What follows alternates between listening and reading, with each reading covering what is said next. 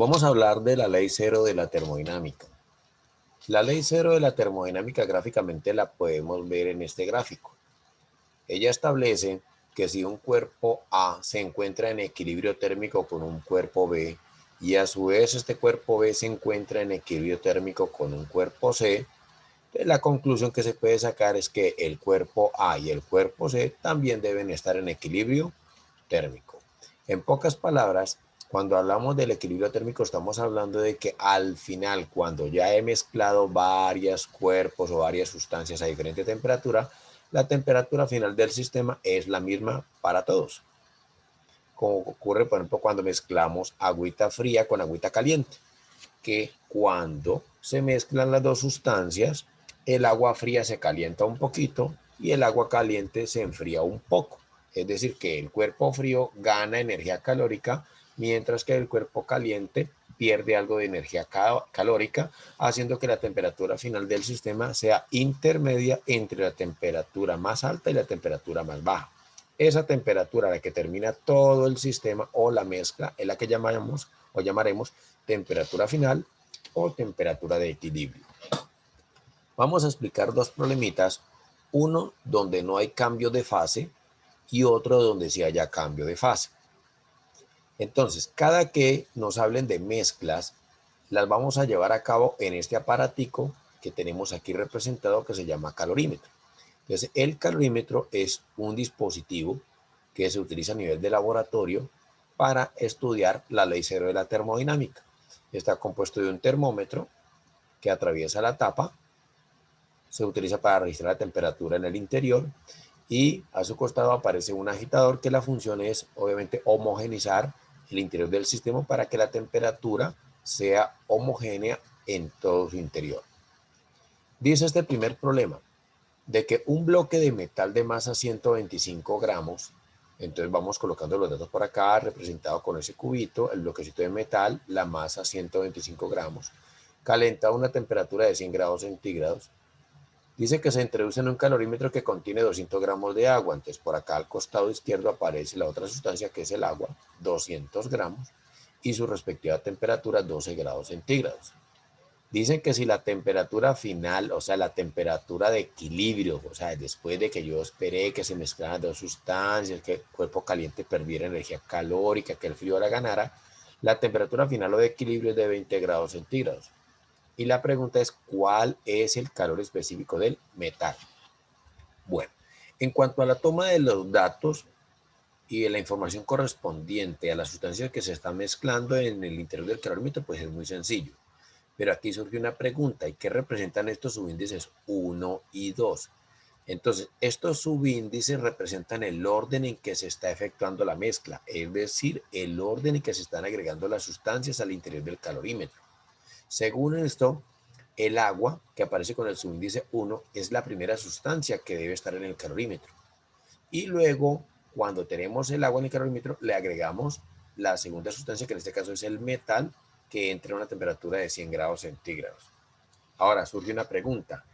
¿Qué determina el hecho de que una sustancia se haya agregado primero al calorímetro que otra? Pues lo determina una propiedad llamada la temperatura. Cuando estemos hablando de sustancias que estén lo más cercanas a la temperatura ambiente, asumiremos que la temperatura ambiente promedio es de unos 25 grados centígrados. Entonces, aquellas sustancias que se encuentren lo más cercana a 25 grados centígrados, pues diremos que son las sustancias que inicialmente deben estar en el interior del calorímetro. Por eso, entre el agua que está a 12 y el metal que está a 100 grados centígrados, pues la que está más cercana a los 25 grados centígrados es el agua. Por eso le colocamos el subíndice 1 al agua y el subíndice 2 al metal. Es decir, que aquí estoy agregando el metal al agua. Ahora, ¿cuál es la condición que se debe dar para que se cumpla la ley cero de la termodinámica? Pues la ley del equilibrio térmico es muy sencilla, ¿listo? Pero para eso tenemos que indicar qué es lo que ocurre al interior del calorímetro con cada una de las sustancias que usted está mezclando. Empecemos con ella. Entonces aquí dice que hay que indicar los procesos que experimentan las sustancias en el interior del calorímetro. Entonces aquí el orden pues no interesa. Si usted quería empezar primero por el metal y luego pasar el agua o el agua pasar al metal, pues no hay no hay un orden estricto o riguroso con respecto a eso. Pero hay que mostrar qué es lo que ocurre con cada sustancia. Empecemos con el agua. Entonces, del agua me están dando los datos de la masa y su temperatura. Y recordemos que esta agüita la voy a mezclar con un metal que se encuentra en una temperatura alta de 100 grados centígrados. Entonces, si yo tengo el agua que está a 12 grados centígrados y lo mezclo con un metal que está a 100, ¿qué le va a ocurrir a esta agüita? Porque esta agüita va a ganar una energía calórica y por eso aparece este signo más antepuesto a Q1. Entonces, el signo más representa que está ganando una energía calórica porque es el cuerpo más frío. Ahora, si yo tengo agua a 12 grados centígrados y gana energía calórica, ¿qué tipo de calor ganaría? Entonces, de acuerdo con lo que yo les he mostrado en la cartilla y en el material de apoyo, en los datos correspondientes al agua, tenemos de que mientras el agua no se encuentre ni a 0 ni a 100 grados centígrados, y aquí no está ni en 0 ni en 100, entonces el calor que gana o que se le retira es un calor sensible.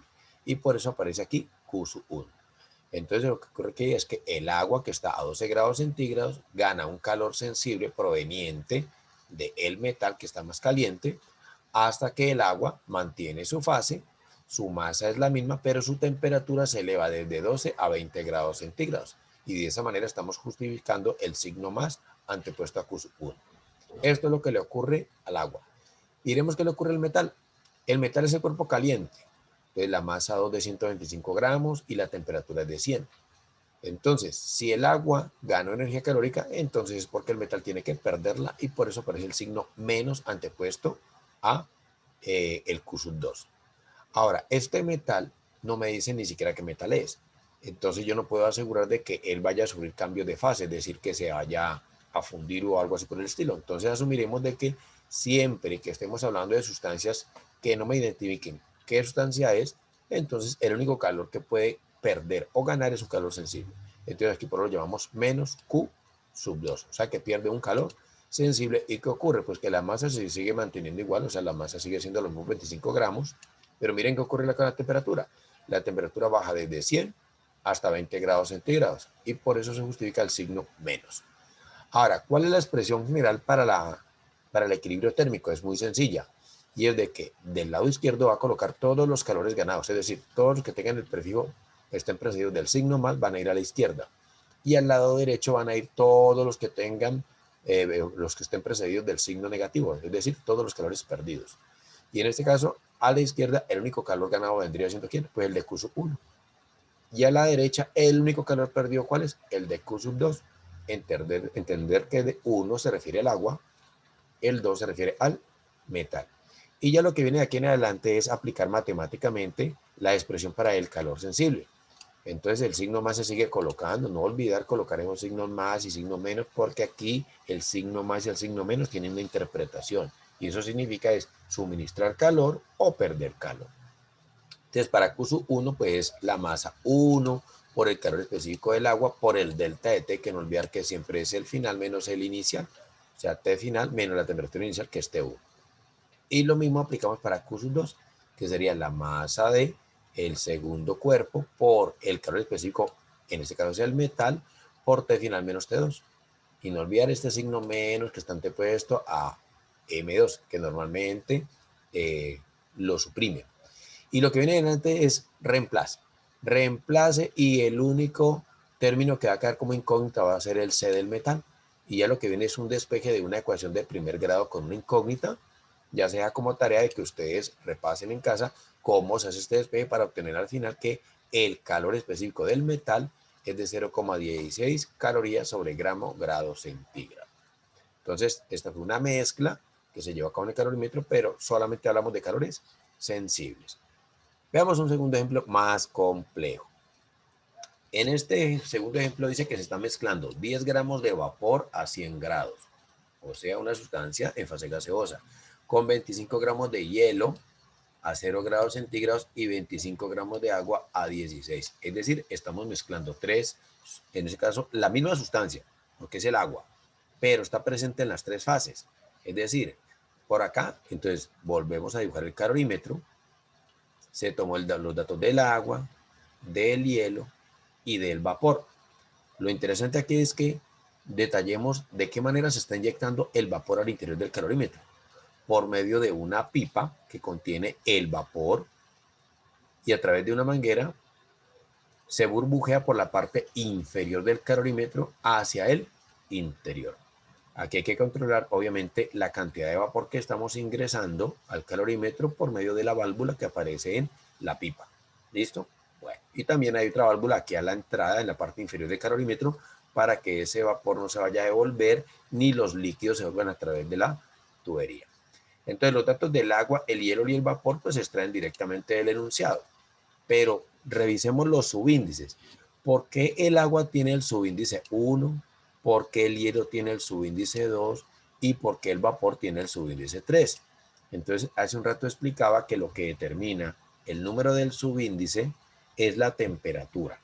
Es decir, la sustancia que se encuentre lo más cercana a 25 grados centígrados sería la sustancia 1.